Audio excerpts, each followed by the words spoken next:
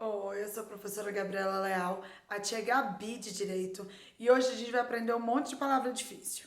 Já começando pelo título da aula, a gente vai falar de habeas corpus. Pois é diferente isso, né? É porque é um nome que fala de outra língua. Lembra que a gente já conversou que existe uma língua que é chamada de língua morta, porque as pessoas não usam mais para se comunicar, mas é uma língua que ainda existe. Essa língua se chama latim, lembra? Que a gente viu isso? E muitos nomes de direitos, coisas que a gente tem do direito, eles vêm dessa língua morta do latim. Habeas corpus também é um nome que vem do latim. Habeas, que é hábil, habere, que é ter, exibir, tomar, trazer. Corpus ou corporis, corpo. Então é você ter o seu corpo. Então você ter direito ao seu corpo, ter direito à sua liberdade, o seu corpo poder ir e poder vir. Então o habeas corpus, ele é você ter o direito de ir e vir, você tem o direito sobre o seu corpo, tá bom? O direito de escolher ir e de escolher voltar. O que é isso? O que tem a ver com direito? O que tem a ver com o que a gente está estudando? Vamos lá. A gente estudou na aula passada sobre o direito de ir e vir, não foi isso? A nossa liberdade de locomoção. Lembra que a gente estudou que lá na lei do João Sem Terra, que foi um dos primeiros, foi a primeira constituição dos primeiros direitos das pessoas. E esse direito foi o quê? Limitando, dando um limite para o poder do rei. Então o rei não poderia mais mandar na vida das pessoas e obrigá-las a ficar naquele lugar ou impedi-las de entrar num país ou sair. E aí começou com algumas exceções, né? Os escravos e os servos, eles não teriam esse direito, só os homens livres. Mas daí foi adaptando e hoje na nossa Constituição nós temos o direito de ir e vir, o direito de locomoção. Então a gente pode entrar e sair do Brasil ou aqui permanecer. E quem for estrangeiro também pode permanecer seguindo as regras do Brasil, tá? Se tiver com o passaporte, tudo direitinho, não for um fugitivo, né? Um bandido fugindo de outro país, claro. Aí pode ficar aqui no Brasil. E quando um direito assim, que é um direito, tá lá na Constituição, tá garantido, é um direito nosso, ele é quebrado. O que acontece? A gente chama de remédios constitucionais. São o nome, é o nome que nós damos para os processos que vão nos garantir algum direito que nós temos lá da Constituição. Então, na aula passada a gente viu o nosso direito de locomoção, nosso direito de ir e vir. Tá lá na nossa Constituição, é um direito nosso. E quando esse direito é quebrado? Alguém prende a gente injustamente. Usa da força, usa do poder e aí vai lá e prende injustamente. Não estava fazendo nada de errado, só foram lá e prenderam. E aí? O que acontece?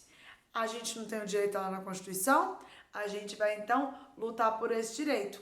E aí a gente vai precisar de um remédio para injustiça que cometeram. Por isso que a gente chama de remédios constitucionais, que são os remédios que a gente usa, é o processo que a gente usa para poder garantir o nosso direito de ir e vir. Processo, como a gente já conversou, é como a gente chama quando a gente manda uma carta para o juiz falando assim: olha, doutor, senhor juiz, eu tenho esse direito.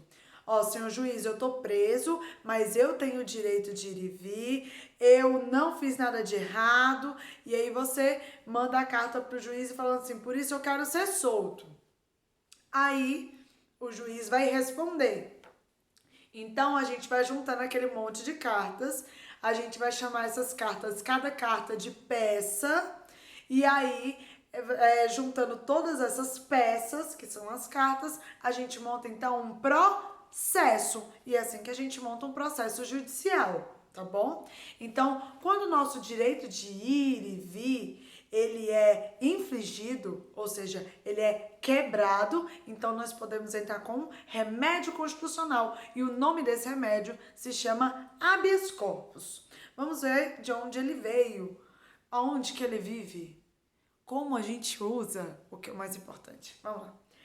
Um dos nossos remédios constitucionais está previsto no artigo 5º, lá no inciso 5068 da nossa Constituição Federal. O termo habeas corpus vem daquela língua morta que a gente viu, que se chama latim. Hábil, abre, é ter, exibir, tomar, trazer.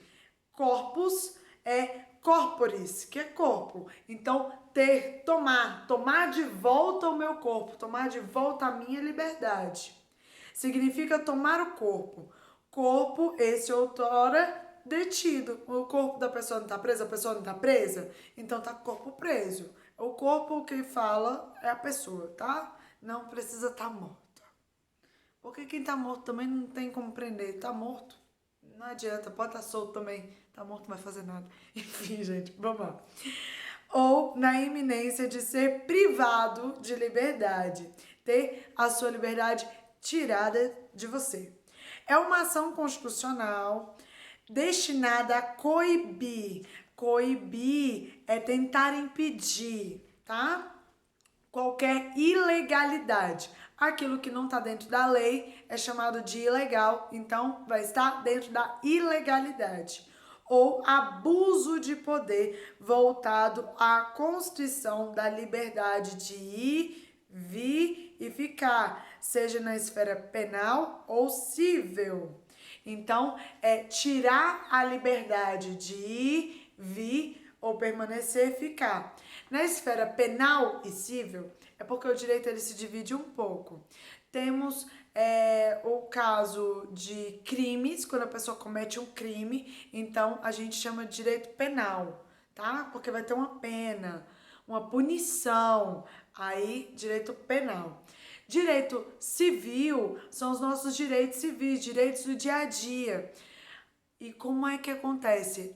Hoje em dia, a prisão por não cumprir com alguma norma do direito civil, que são os direitos do dia a dia, não é um crime, a única forma de ser preso por causa do direito civil é quando não paga pensão alimentícia. Então, é quando o marido ou a esposa ou os pais não pagam o dinheiro que seria para alimentar o filho ou a esposa ou o marido. É porque assim, quando se divorcia, a esposa pode pagar a pensão para o marido ou o marido pode pagar a pensão para a esposa, ou quando os filhos ficam com um, aí o outro pai paga a pensão para o filho. Pois é, pensão é o dinheiro que paga para aquela pessoa sobreviver, aquela pessoa que depende do outro, tá bom? Ou depende do ex-marido, ou depende da ex-mulher, ou os filhos que dependem dos pais. Então, nesse caso, é o único caso hoje no Brasil, dentro do direito civil, que se não cumprir, a pessoa pode ser presa. Agora, todos os outros casos de prisão é em caso de crime, tá bom? Deu pra entender, gente? É porque isso tem um monte de palavra difícil, tem um monte de termo difícil. Se não der pra vocês entenderem, manda mensagem, pode colocar aí no YouTube ou pode mandar pelo WhatsApp, pelo e-mail, tá? Que eu explico melhor. Quando o conteúdo é assim mais complicadinho, é mais legal tá tocando, tá com vocês, pra eu poder saber se vocês estão entendendo ou não, que aí eu posso explicar de outro jeito, tá bom? Alguns dizem que seu surgimento se deu em 1166, o surgimento do habeas corpus, tá? Com o rei Henrique II da Inglaterra. Entretanto, é mais comumente aceito que tenha surgido quando da Magna Carta de 1215, imposta pelos nobres do rei da Inglaterra, o rei João Sem Terra. Então, lá da aula passada, que foi o direito de ir e vir, permanecer, que começou lá do rei João Sem Terra. Então, algumas pessoas acreditam que o habeas corpus, que foi o direito de lutar ali, se defender para você ter sua liberdade de volta, também surgiu junto com essa Constituição lá do rei João Sem Terra, para que respeitasse a liberdade mínima dos cidadãos. Abuso de poder é tipo assim, o rei falar assim, faça isso pra mim. Ah, não, você não quer? Ah, então você vai preso. Você vai preso. Simplesmente porque ele queria que o outro fosse preso. Eu quero te prender hoje. E aí vai e prende, sem nenhum motivo de verdade, não cometeu nenhum crime, não fez nada de errado. Então é só porque quem tem o poder quer que ele seja preso. Então a gente chama de abuso de poder, abuso de autoridade. E aí nesses casos pode colocar um habeas corpus lá, pode mandar a cartinha de habeas corpus pro juiz, falando, senhor juiz, teve abuso de autoridade, eu não fiz nada de errado e eu quero minha liberdade. Vamos ver quem que pode fazer isso? Vamos lá. Por certo que o remédio heróico que está sendo tratado lida diretamente com a liberdade de locomoção. Entretanto, seu alcance tem se estendido a qualquer ato constritivo direto ou indiretamente ligado à liberdade de locomoção, ainda que seja emanado de decisões judiciais que não provenham de decretação de prisão. Então, ainda que não seja decretada a prisão ainda, assim, tá respondendo o processo. Ainda não foi decretada a prisão. A pessoa já vai buscar para não ser preso. Já pode usar esse remédio constitucional para evitar ainda que seja preso. Portanto, os atos ilegais que venham a atingir a liberdade dos cidadãos já são passíveis de impetração de habeas corpus. Então, aquilo que ainda ia atingir, vão criar um decreto mandando prender todo mundo que esteja sem máscara na rua. Porque tem a multa, tem a questão da multa, mas não tem a prisão. Então, vai fazer um decreto e tal. Aí já pode lutar contra esse decreto antes das pessoas serem presas, tá bom? Quem pode impetrar um habeas corpus?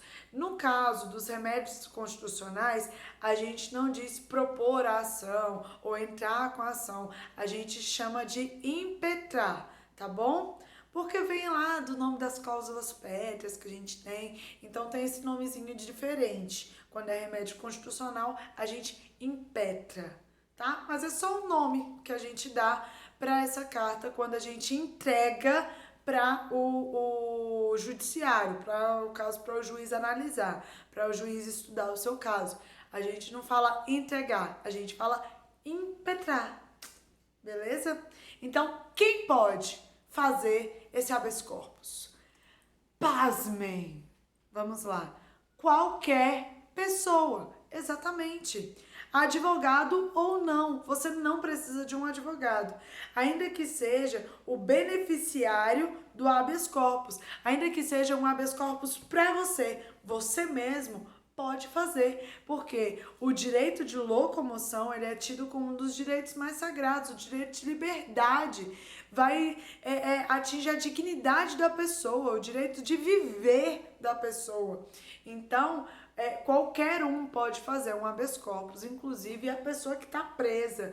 Já aconteceu de pegar o papel higiênico, um rascunho que tivesse lá e no rascunho escrever: senhor juiz, eu não deveria estar aqui, isso é injustiça, eu quero entrar com habeas corpus, e pode escrever e o juiz aceita do mesmo jeito, ele tem que aceitar. Porque justamente para que nada impeça o direito da pessoa se defender para sair da prisão.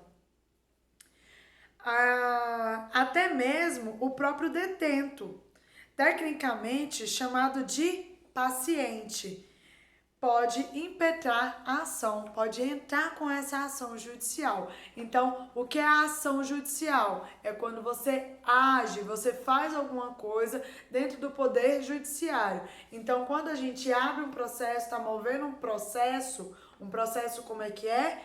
Você escreve uma carta para o juiz responde. Aí a outra parte lá que tá contra você, vai escrever uma carta também pro juiz responde. Quando a gente junta todas essas cartas, a gente forma o processo. O processo judicial a gente também pode chamar de ação judicial. Então, sempre que a gente falar de processo judicial, ação judicial, a gente está falando da mesma coisa. Entenderam? Então, se alguém for preso injustamente, quem pode entrar com habeas corpus para defender? Qualquer pessoa, inclusive a pessoa que está presa. Tá bom? Agora é a sua vez. O habeas corpus é um remédio constitucional usado para proteger qual direito? Qual? É o direito de informação? É? Vamos ver se vocês prestaram atenção. E quem pode impetrar um habeas corpus? Quem? É só o advogado? Tá facinho demais, né? Um beijo, até a próxima aula. Ó, eu vou fazer uma atividade pra vocês, valendo ponto, lá do Google Forms, pra gente já ir adiantando os exercícios valendo nota, tá bom? Pra gente não ficar na correria no final do trimestre. E aí não vai ter que fazer um monte de atividade de todas as matérias de uma vez, tá? Um beijo. Qualquer dúvida é só falar comigo. Tchau!